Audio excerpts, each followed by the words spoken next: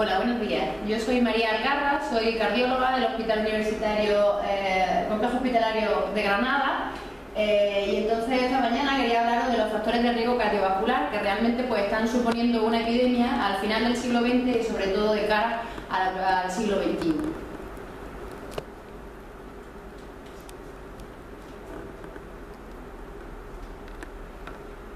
Los factores de riesgo cardiovascular se asocian efectivamente con el riesgo de sufrir un infarto.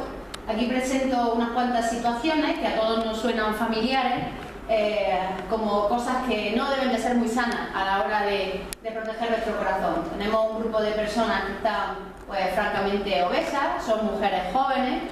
Tenemos un anuncio de Lucky del siglo pasado en el cual 20.000 médicos recomendaban Lucky porque era menos irritante. Tenemos una dieta en una persona joven y que no está obesa, pero una dieta compuesta a base de fritos, de carne frita, de bacon, huevo frito y sal. Tenemos una persona que es conocida y que la traigo aquí porque es diabética y se sabe que es diabética antes del tratamiento con insulina y después del tratamiento con insulina. Y otra persona que a priori debería estar sana en términos cardiovasculares, pero que falleció. Y en la autopsia se vio que tenía un daño cardíaco, falleció por un ataque cardíaco por drogas, ¿no? Con lo cual lo que quiero resaltar es que aquellas personas que no parecen estar en riesgo pueden también estarlo. Pero claro, ¿qué es un infarto? Un infarto es un evento cardíaco en el cual, a partir de un dolor que suele caracterizarse por ser como una presión en el centro del pecho, no a la izquierda donde está el corazón, sino en el centro del pecho, que a veces nos impide respirar, se traduce en una obstrucción que ocurre en una arteria coronaria enferma. Esto es una arteria coronaria cortada, en la cual se puede ver los depósitos de grasa, cómo han ido progresando en el tiempo, y una rotura de esta plaquita de grasa da lugar a un coágulo que tapa completamente la arteria. Esto tiene una traslación a nivel del electrocardiograma. A todos nos suena que cuando nos duele el pecho nos hacen un electrocardiograma, y cuando llegamos a ver esta característica en el electrocardiograma, pues entonces a veces terminamos yendo a un cateterismo, que también es un nombre común, y en el cual podemos observar directamente las arterias coronarias, sería la sección de lo que se ve aquí trasladada a rayo X, y ver cómo estas arterias coronarias pueden tener en algún momento algún estrechamiento o alguna falta del riego puntual, que es donde está ocurriendo la obstrucción y que es donde se ha localizado este trombo que veíamos aquí. En términos de corazón cortado a su sección, toda esta área del músculo cardíaco es la que ha sufrido un infarto. Como veis, tiene un color distinto del resto del músculo que está sano.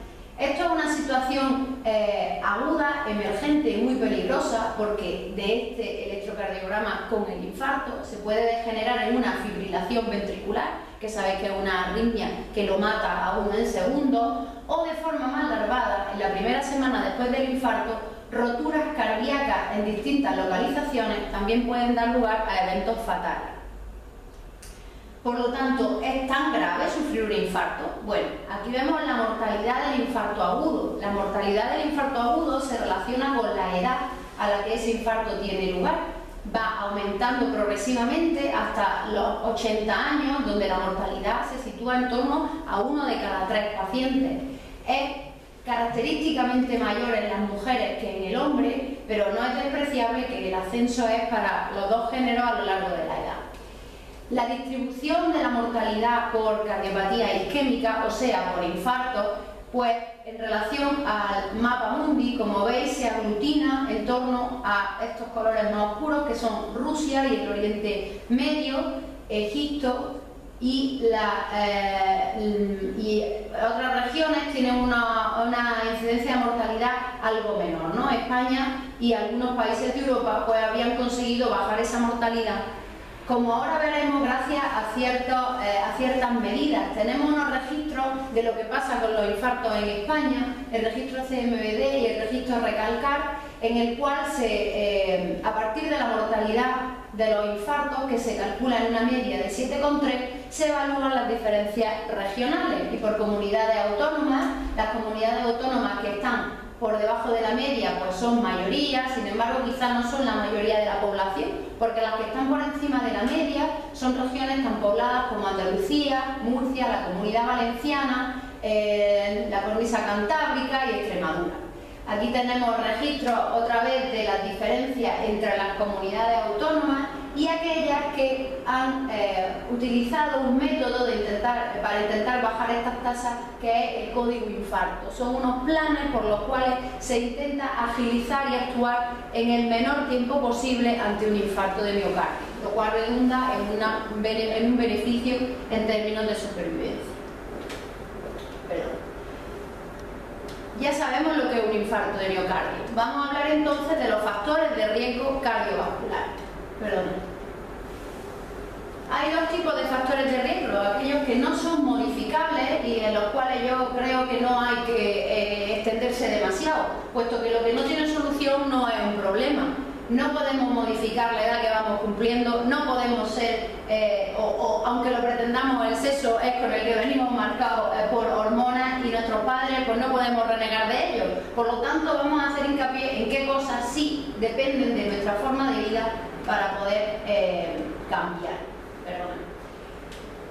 Hay una creencia generalizada que es que el trabajo es lo que es malsano y es lo que me pone en una situación de riesgo cardiovascular. No, no es el trabajo, es quizás la forma en la que vivimos, incluyendo las horas que dedicamos a trabajar. El tabaco, el sedentarismo, la obesidad, la hipertensión, la dislipemia, la diabetes y también el estrés y la depresión son factores de riesgo para nuestro corazón. De tal forma que se puede, digamos, ubicar a una persona con respecto a todos estos factores de riesgo en una franja de riesgo que va desde el riesgo muy bajo hasta el riesgo muy elevado.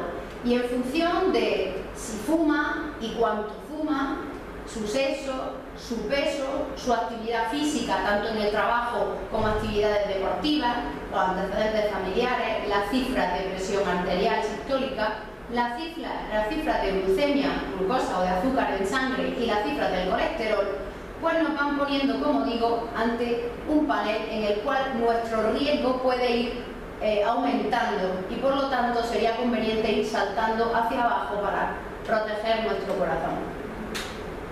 En realidad, lo que es marcado aquí sería la situación en la que prácticamente está la mayoría de la población, con una edades en torno a 40-45 años y mujeres mayores de 51, con un cierto sobrepeso, que tienen una actividad laboral leve y que además no practican un deporte moderado, que tienen antecedentes familiares con unas tensiones de cardiopatía isquémica, de enfermedad coronaria, con unas tensiones que no están altas, puesto que se mantienen por debajo de 140, una glucemia, bueno, pues hay ahí 100 en ayunas, ¿no? Y un colesterol en el entorno de 200-220, yo creo que hay mucha gente que se localiza en esta columna y cuyo riesgo es moderado, o sea que vemos que no hay un riesgo bajo o a priori tenemos la tendencia a considerar de riesgo bajo lo que ya de por sí es un riesgo moderado. Y aquí también he remarcado una cosa importante que luego veremos. Hay un porcentaje no despreciable de personas diabéticas que no están diagnosticadas.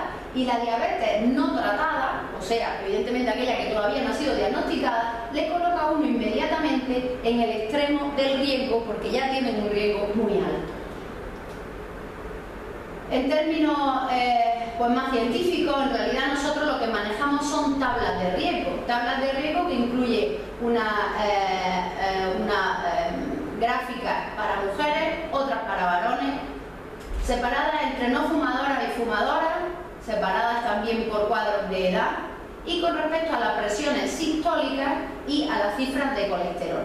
En pacientes asintomáticos, poblaciones en principio de bajo riesgo cardiovascular, existe un riesgo de eventos fatales a los 10 años ascendente conforme estas variables van subiendo. Pero no hay que olvidarse que, por ejemplo, a partir de los 65 años, si se es no fumador y si la presión sistólica se mantiene en buenas cifras, sí se puede tener un riesgo bajo. En definitiva, aunque esto parece que con la edad es irremediable, no es cierto. Existen factores por los cuales nuestro riesgo cardiovascular puede permanecer en cifras no preocupantes. El primer factor de riesgo del que voy a hablar es el tabaco. Aquí tenemos los pulmones de una persona que no fuma, una persona que fuma bastante y una persona que se ha pasado la vida fumando, de tal manera que ya veis que esto en realidad es un pulmón completamente carbonizado.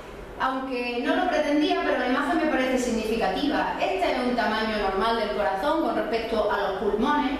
Este es un tamaño de corazón ya grande, por lo tanto podemos intuir que algo de daño puede tener este corazón, y este directamente no tiene corazón, porque evidentemente, aparte de que estos sean objetos de necrosia, pero efectivamente, ¿qué corazón me puede quedar con estos pulmones, no? El tabaquismo aumenta de forma directa con el primer cigarro las pulsaciones, que pueden subir entre un 5 y un 20%. La hipoxia crónica produce arteriosclerosis. El riesgo de infarto está aumentado por 3 en los fumadores. La carboxihemoglobina, que es lo que se forma a partir de la carboxilación de la hemoglobina en los pacientes fumadores, dificulta la circulación sanguínea y puede predisponer a trombosis. Pero es que además, si todo esto no fuera suficiente, el tabaco contiene 200 venenos, de los cuales 60 son sustancias demostradamente cancerígenas. No hay que bajar la guardia, porque hay noticias como esta de aparición en periódicos que dicen cosas bastante incongruentes o que al menos podrían no terminar de comprenderse. La prevalencia del tabaquismo disminuye a nivel mundial desde 1980. El consumo diario de tabaco se reduce en un 25% para hombres y 42% para las mujeres. Bueno, si uno lee esta noticia, pues en cierta manera se tranquiliza, parece que las cosas se están reconduciendo. Pero esto es lo que viene en el texto después. 721 millones de fumadores a nivel mundial en el 1980 han pasado a ser 967 millones en el 2012, con un consumo diario de un 26% más de cigarrillos. En los hombres se ha producido un aumento del 41% de los fumadores y en las mujeres de un 7%. Es que resulta que la población mundial entre 1980 y 2012 ha aumentado tanto que, aunque en términos relativos, como puede ser la prevalencia, parecería que esto está disminuyendo, a nivel global la carga del tabaquismo y de sus efectos nocivos sigue siendo enorme, gigantesca. De hecho, una de las cosas buenas, si no probablemente la única que tiene el tabaco, es que sus efectos pueden revertirse pronto si dejamos de fumar.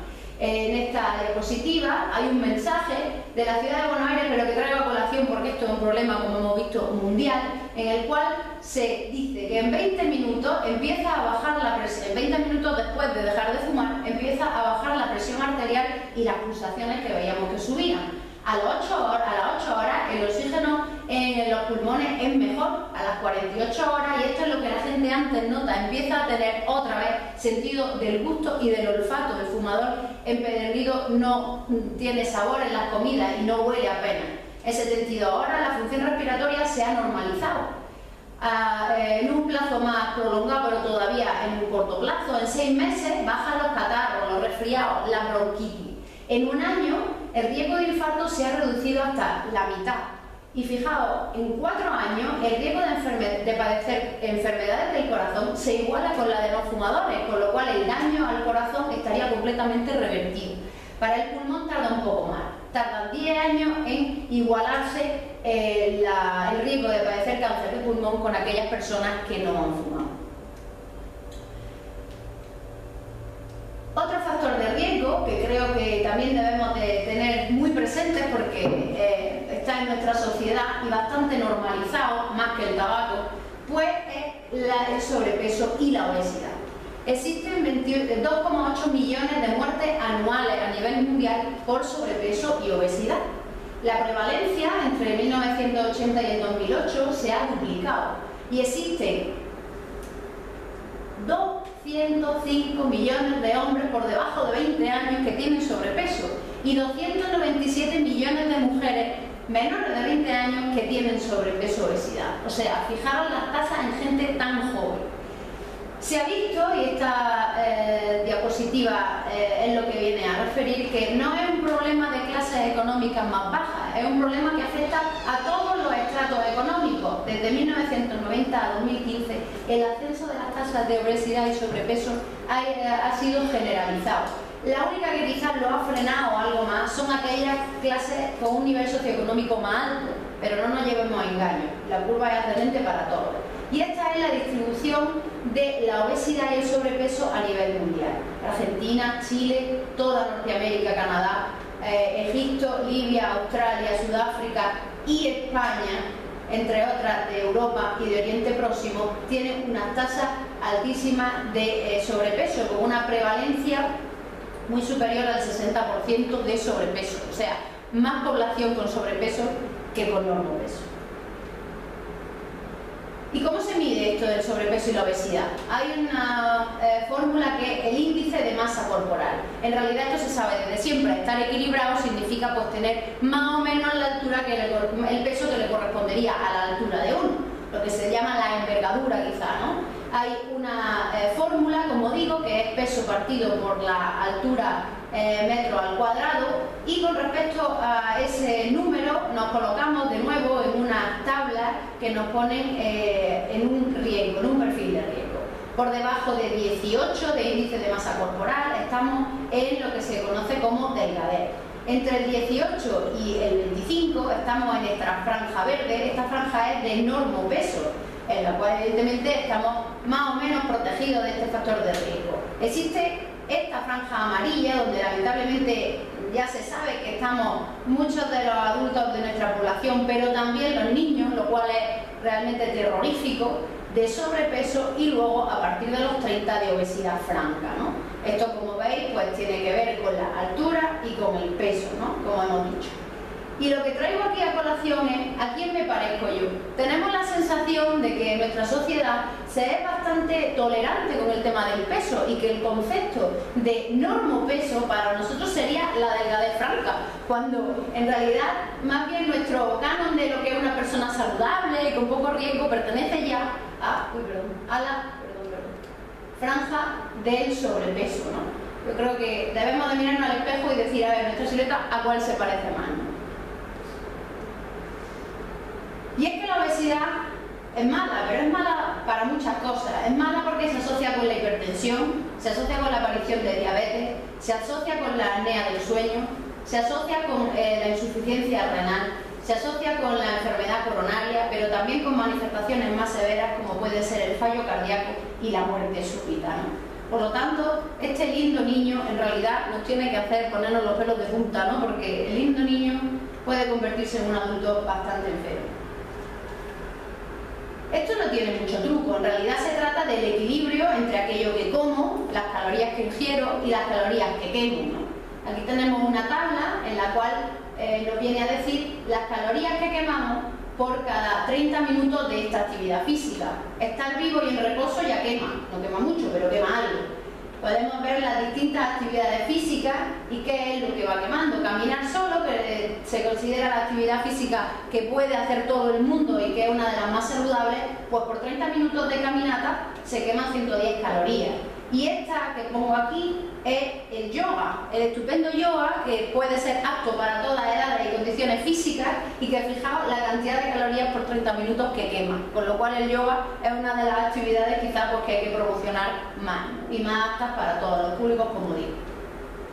Otro de los factores de riesgo cardiovascular tan conocido es la hipertensión arterial. Se le conoce como el asesino silencioso, y hay algunas connotaciones que deben ser conocidas, porque quizá tenemos algunos mitos con respecto a la hipertensión. No existe la tensión nerviosa. Una persona que tenga cifras de tensión más altas de los límites permitidos tiene hipertensión, y eso hay que vigilarlo. La tensión arterial no sube conforme se van cumpliendo años. La tensión arterial debe estar siempre en los límites que ahora contaremos. La tensión arterial alta, ya sea la alta como es conocida o sistólica, y la baja o diastólica, son igualmente perjudiciales si están por encima de los límites normales. No existen síntomas que identifiquen la subida de tensión, y por eso se conoce como el asesino silencioso, porque no avisa.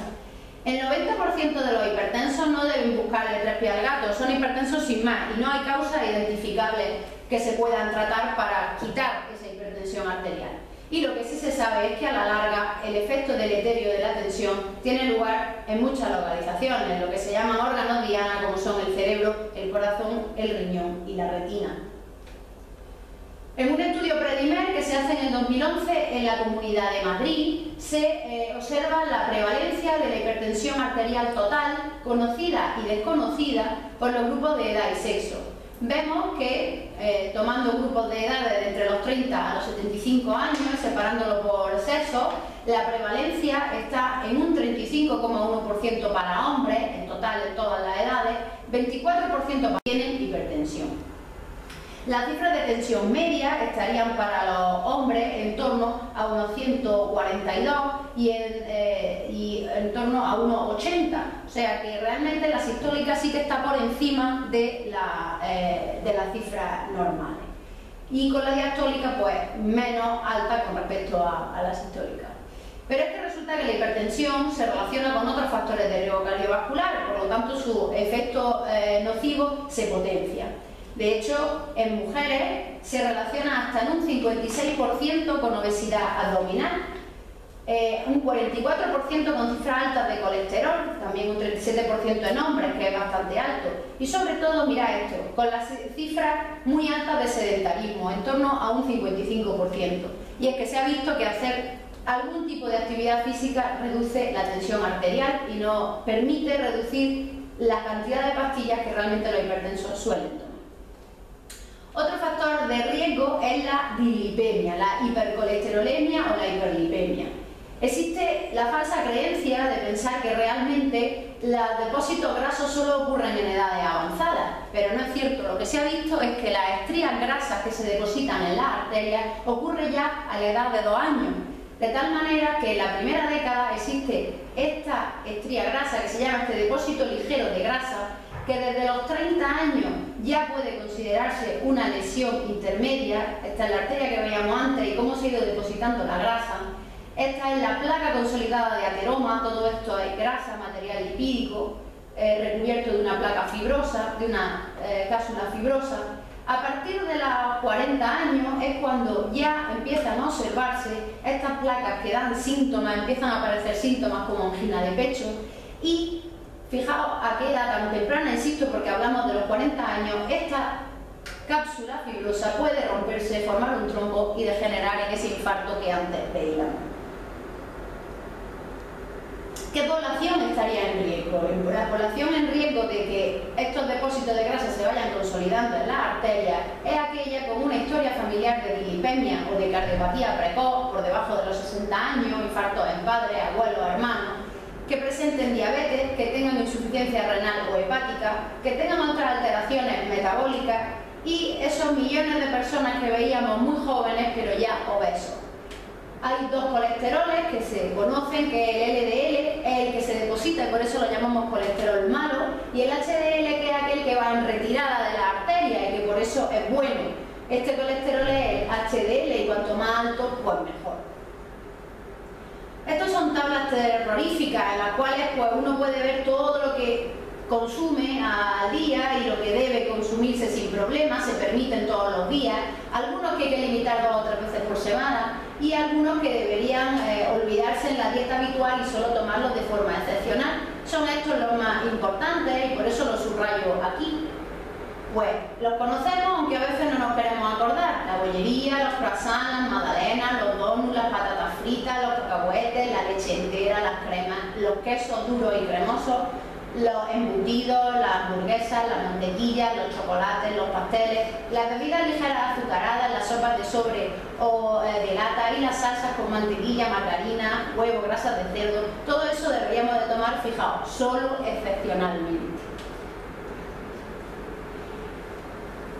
Realmente hay unos síntomas que a veces aparecen y uno pues no lo logra relacionar con un problema que puede terminar resultando en un factor de riesgo cardiovascular, sobre todo porque hay una forma de presentación que afecta a edades jóvenes. Yo quiero recordar esa primera diapositiva en la que el personaje tan conocido estaba muy delgado pero no por eso estaba más sano, y es que resulta que cuando se presenta se ganas de orinar todo el tiempo, mucho cansancio, un hambre terrorífico, sin embargo se pierde peso, un dolor de estómago, visión borrosa. Estos síntomas que en cualquier momento puede uno presentarlos sin que le haga demasiado caso, si los padece uno de forma repetitiva y habitual, deben hacernos pensar en este diagnóstico. tan terrorífico que lo es.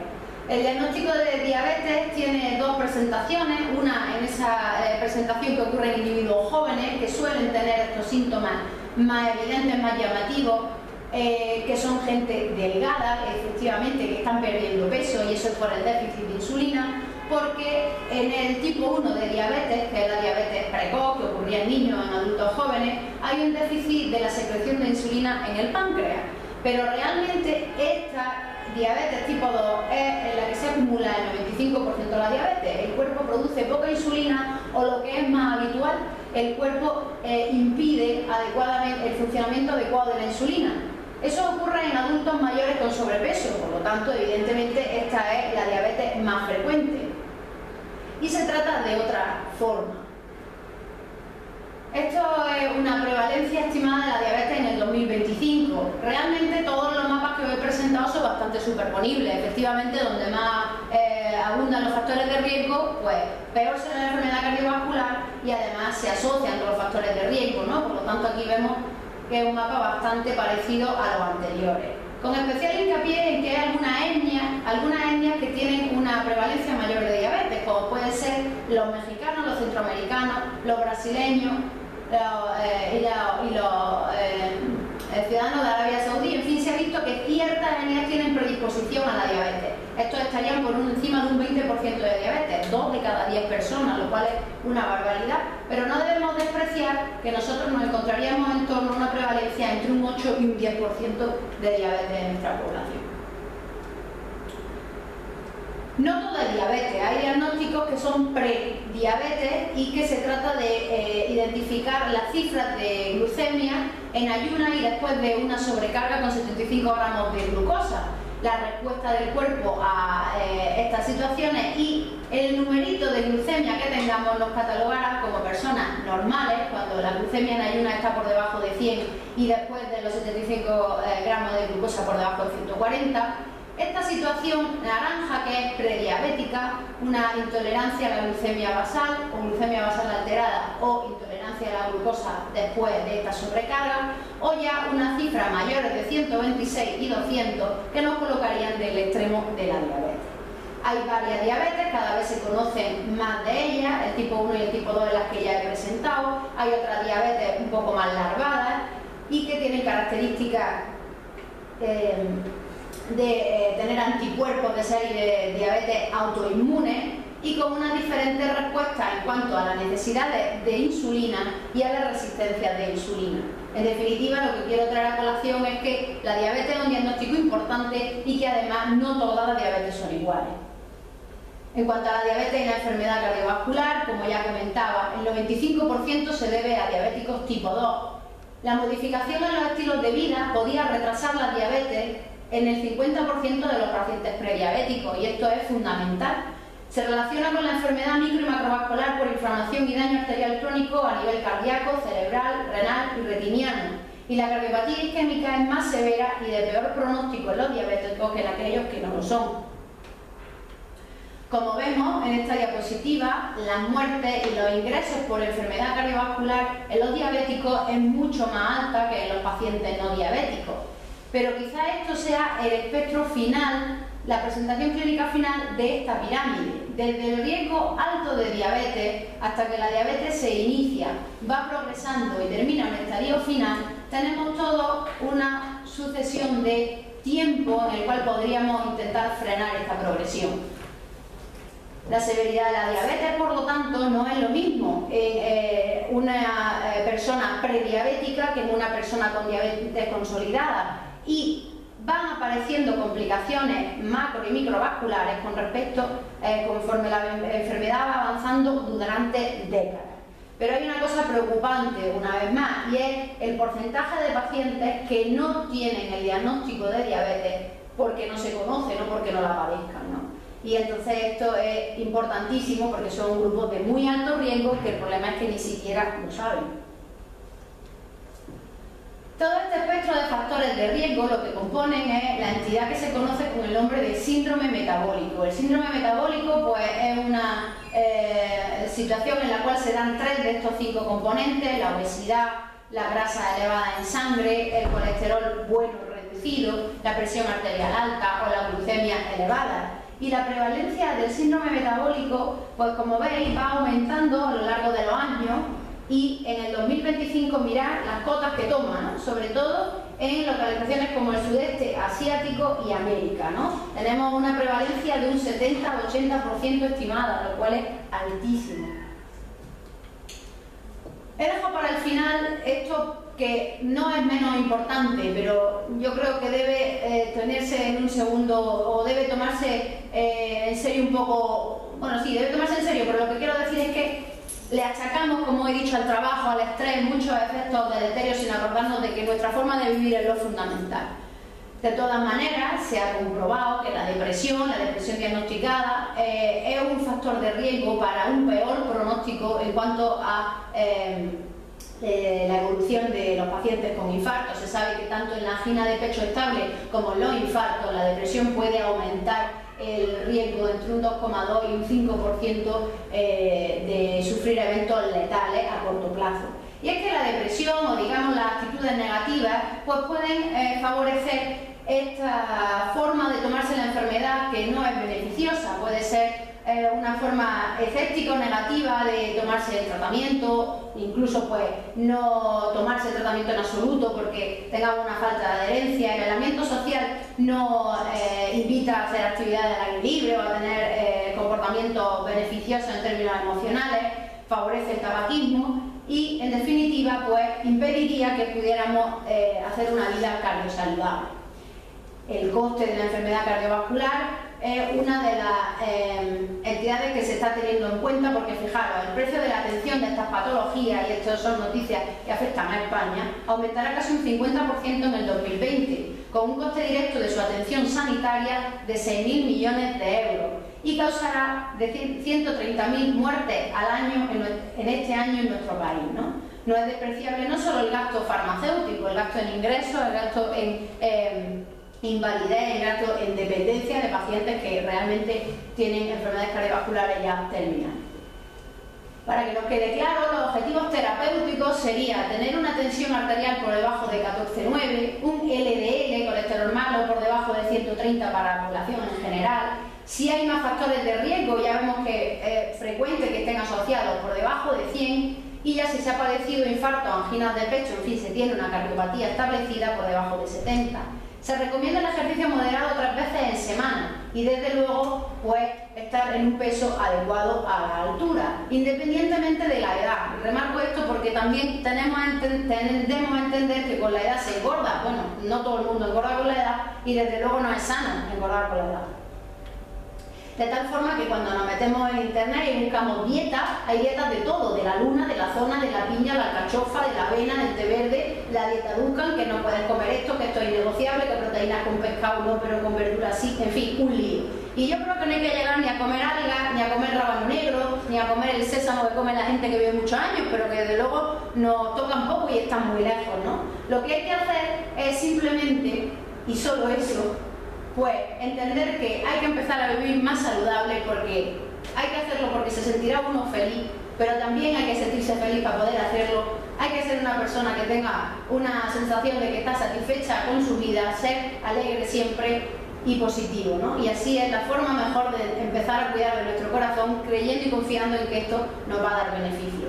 Como no nos podemos ir al Valle de los Hunza, que es donde vive la gente más años y que está, por cierto, en Pakistán, pues nada, nos quedaremos en nuestra tierra, pero intentaremos, por favor, tener en consideración que debemos vivir de forma más saludable para nuestro cuerpo.